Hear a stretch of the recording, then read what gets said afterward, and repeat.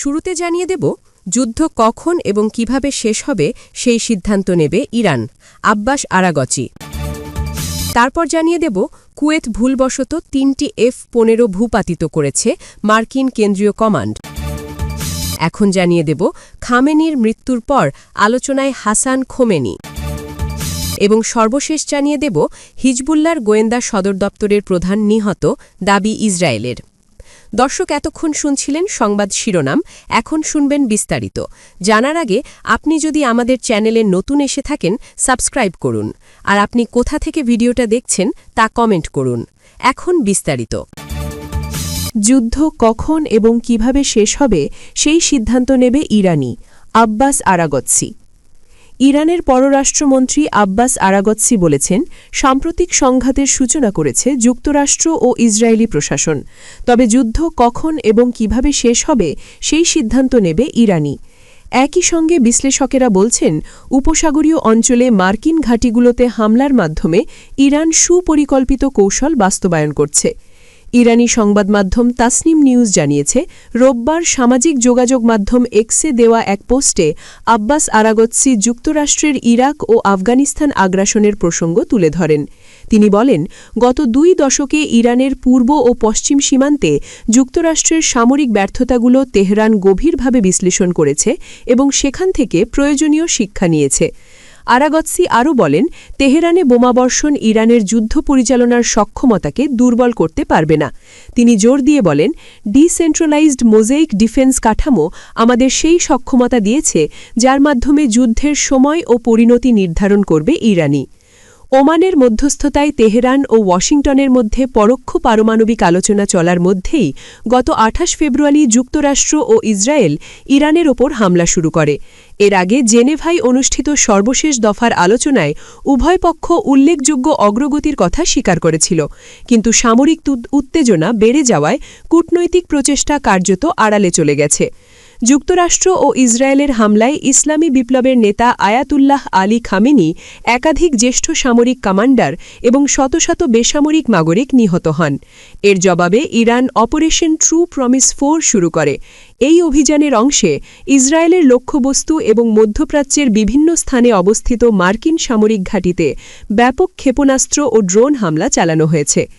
এই অভিযানের অংশ হিসেবে মধ্যপ্রাচ্যের জুড়ে যুক্তরাষ্ট্রের প্রায় সব প্রধান সামরিক ঘাঁটিকে লক্ষ্য করে হামলা চালিয়েছে ইরান। এসব হামলার উদ্দেশ্য নিয়ে কথা বলেছেন লন্ডনের কিংস কলেজের প্রতিরক্ষা অধ্যয়ন বিভাগের প্রভাষক রব গাইস্ট পিনফোল্ড। তিনি বলেন, উপসাগরীয় দেশগুলোতে হামলা চালিয়ে ইরান কী করছে সে বিষয়ে তেহরান পুরোপুরি সচেতন। তার মতে, ইসরায়েলের তুলনায় উপসাগরীয় দেশগুলোকে তুলনামূলক সহজ লক্ষ্য হিসেবে বিবেচনা করছে ইরান। পিনফোল্ড বলেন, ইরান উপসাগরীয় দেশগুলোকে বেছে নিচ্ছে কারণ তাদের ওপর আঘাত হানা সহজ। ইসরায়েলের তুলনায় তারা দুর্বল লক্ষ্য। আবার এসব দেশের এই যুদ্ধে সরাসরি আগ্রহও কম, কারণ এটি মূলত তাদের যুদ্ধ নয়। তিনি আরও বলেন, ইরানের ধারণা উপসাগরীয় দেশগুলো দ্রুত যুদ্ধবিরতির পক্ষে অবস্থান নেবে এবং যুক্তরাষ্ট্রের ট্রাম্প প্রশাসনের ওপর চাপ সৃষ্টি করবে। তবে এখনও পর্যন্ত সে ধরনের স্পষ্ট লক্ষণ দেখা যায়নি। পিনফোল্ডের মতে, প্রকাশ্যে উপসাগরীয় দেশগুলো ঐক্য ও শক্ত অবস্থানের বার্তা দিচ্ছে। তারা বোঝাতে চাইছে যে আঞ্চলিক নিরাপত্তা রক্ষায় তারা একসাথে আছে, কিন্তু পর্দার আড়ালে ইরানের সঙ্গে সম্পর্ক কিভাবে পরিচালিত হবে সে প্রশ্নে দেশগুলোর মধ্যে মতভেদ রয়েছে। তিনি বলেন, কিছু উপসাগরীয় রাষ্ট্র সামরিক প্রতিক্রিয়ার পক্ষে চাপ দিতে পারে, তবে এই সংঘাতে সরাসরি জড়িয়ে পড়লে তা যুক্তরাষ্ট্র ও ইসরায়েলের পক্ষে অবস্থান নেওয়ার মতো হিসেবে বিবেচিত হতে পারে, এমন আশঙ্কাও রয়েছে। পিনফোল্ডের ভাষায়, দীর্ঘদিন ধরে অনুসৃত সূক্ষ্ম কূটনৈতিক ভারসাম্য এখন ক্রমশ সংকুচিত হয়ে আসছে। বর্তমান পরিস্থিতিতে উপসাগরীয় দেশগুলোর জন্য সবচেয়ে বড় চ্যালেঞ্জ হল নিজেদের সার্বভৌমত্ব রক্ষা এবং জাতীয় স্বার্থ তুলে ধরার সক্ষমতা প্রমাণ করা। কুয়েত ভুলবশত 3টি F-15 ভূপাতিত করেছে, মার্কিন কেন্দ্রীয় কমান্ড। কুয়েতে বিধ্বস্ত হওয়া মার্কিন যুদ্ধবিমানগুলোর বিষয়ে অবশেষে ব্যাখ্যা দিয়েছে মার্কিন কেন্দ্রীয় কমান্ড সেন্টকম। সংস্থাটি জানিয়েছে, ফ্রেন্ডলি ফায়ারের ঘটনায় ভুলবশত 3টি F-15 স্ট্রাইক ঈগল যুদ্ধবিমান ভূপাতিত হয়েছে। সোমবার 2 মার্চ সামাজিক যোগাযোগ মাধ্যম এক্স-এ দেওয়া বিবৃতিতে সেন্ট্রাল কমান্ড জানায়, ইরানি বিমান, ব্যালিস্টিক ক্ষেপণাস্ত্র ও ড্রোন হামলার প্রেক্ষাপটে প্রতিরোধ ব্যবস্থা সক্রিয় ছিল। সেই পরিস্থিতিতে কুয়েতের বিমান প্রতিরক্ষা বিভাগ ভুলবশত মার্কিন বিমান বাহিনীর অন্তর্ভুক্ত 3টি F-15 যুদ্ধবিমানকে লক্ষ্যবস্তু করে। বিবৃতিতে বলা হয়, ওই সময় এলাকায় ইরানের যুদ্ধবিমান, ব্যালিস্টিক ক্ষেপণাস্ত্র ও ড্রোন হামলার ঘটনা চলছিল। সেই প্রেক্ষাপটে মার্কিন বিমানগুলোকে ভুলভাবে শত্রু লক্ষ্যবস্তু হিসেবে শনাক্ত করা হয়। বিবৃতিতে আরও বলা হয়, বিমানগুলোর 6 জন ক্রু নিরাপদে বেরিয়ে আসতে সক্ষম হয়েছেন। তাদের উদ্ধার করা হয়েছে এবং সবাই স্থিতিশীল অবস্থায় রয়েছেন। কুয়েত এই ঘটনার দায় স্বীকার করেছে বলেও উল্লেখ করা হয়। চলমান অভিযানে কুয়েতি প্রতিরক্ষা বাহিনীর সহযোগিতার জন্য কৃতজ্ঞতা প্রকাশ করেছে সেন্টকম। এই ঘটনার কারণ অনুসন্ধানে তদন্ত শুরু হয়েছে বলে জানিয়েছে সেন্টকম। বিমানগুলো ইরানের বিরুদ্ধে পরিচালিত যুক্তরাষ্ট্রের মার্কিন সামরিক অভিযান অপারেশন এপিক ফিউরিতে অংশ নিচ্ছিল। এর আগে কুয়েতের প্রতিরক্ষা মন্ত্রী সোমবার ভোরে জানান, একাধিক মার্কিন যুদ্ধবিমান বিধ্বস্ত হয়েছে, তবে সুনির্দিষ্ট সংখ্যা তখন উল্লেখ করা হয়নি। খামেনির মৃত্যুর পর আলোচনায় হাসান খোমেনি। আয়াতুল্লাহ আলী খামেনির মৃত্যুর পর ইরানের সর্বোচ্চ নেতৃত্ব নিয়ে নতুন করে জল্পনা শুরু হয়েছে। যুক্তরাষ্ট্র ইসরায়েলের যৌথ হামলায় ৮৬ বছর বয়সী এই নেতা নিহত হওয়ার ঘটনায় এখন প্রশ্ন উঠেছে, পরবর্তী সর্বোচ্চ নেতা কে হবেন? সম্ভাব্য উত্তরসূরিদের আলোচনায় সামনে এসেছেন ইসলামী প্রজাতন্ত্রের প্রতিষ্ঠাতা আয়াতুল্লাহ রুহুল্লাহ খোমেনির নাতি হাসান খোমেনি। রয়টার্সের এক প্রতিবেদনে বলা হয়েছে, ৫৩ বছর বয়সী হাসান খোমেনি রুহুল্লাহ খোমেনির ১৫ নাতনাতনির মধ্যে সবচেয়ে পরিচিত।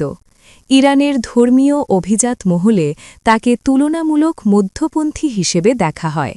সাবেক প্রেসিডেন্ট মোহাম্মদ খাতামি ও হাসান রুহানির সঙ্গে তার ঘনিষ্ঠ সম্পর্ক রয়েছে। এই দুই নেতা ক্ষমতায় থাকাকালে পশ্চিমাদের সঙ্গে সংলাপ ও সম্পৃক্ততার নীতি অনুসরণ করেছিলেন। দক্ষিণ তেহরানে দাদার সমাধিসৌধের তত্ত্বাবধায়ক হিসেবে হাসান প্রাতিগিক গুরুত্ব বহন করেন। যদিও তিনি কখনও সরকারি পদে ছিলেন না, অনেকের মতে তিনি কট্টরপন্থী শিবিরের সম্ভাব্য চ্যালেঞ্জার, বিশেষ করে খামেনির ছেলে মোজতেবা খামেনির বিপরীতে। ২০২১ সালের প্রেসিডেন্ট নির্বাচনে সংস্কারপন্থী প্রার্থীদের অংশগ্রহণে বাধা দেওয়ায় তিনি গার্ডিয়ান কাউন্সিলের সমালোচনা করেছিলেন। সেই নির্বাচনে কট্টরপন্থী নেতা ইব্রাহিম রাইসি রাষ্ট্রপতি নির্বাচিত হন।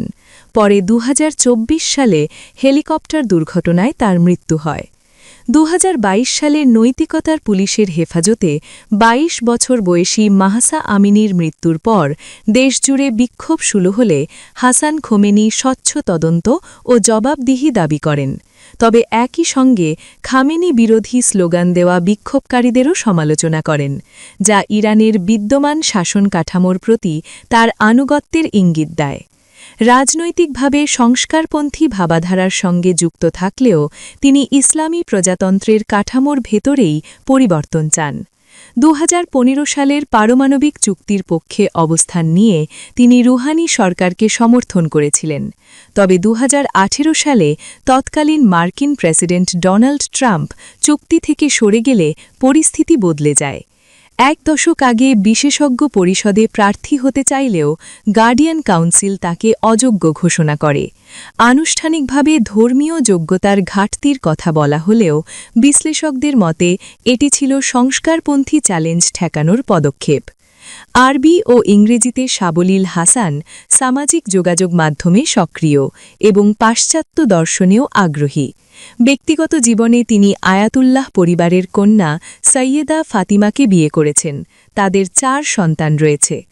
খামেনির মৃত্যুর পর ইরানের ভবিষ্যৎ নেতৃত্ব নির্ধারণে যে ধর্মীয় রাজনৈতিক প্রক্রিয়া শুরু হতে যাচ্ছে, সেখানে হাসান খোমেনির নাম এখন গুরুত্বের সঙ্গে উচ্চারিত হচ্ছে। হেজবুল্লাহর গোয়েন্দা সদর দপ্তরের প্রধান নিহত, দাবি ইসরায়েলের। লেবাননের ইরানপন্থী সশস্ত্র গোষ্ঠী হিজবুল্লাহর গোয়েন্দা সদর দপ্তরের প্রধান হোসেন মাকলেদ নিহত হয়েছে বলে দাবি করেছে ইসরায়েলি সেনাবাহিনী। খবর আল জাজিরার। লেবাননের রাজধানী বৈরুতে সুনির্দিষ্ট নিখুঁত হামলার মাধ্যমে তাকে হত্যা করা হয়েছে বলে দাবি করছে তারা। তবে এ ব্যাপারে হিজবুল্লার পক্ষ থেকে তাৎক্ষণিক কোনো মন্তব্য পাওয়া যায়নি।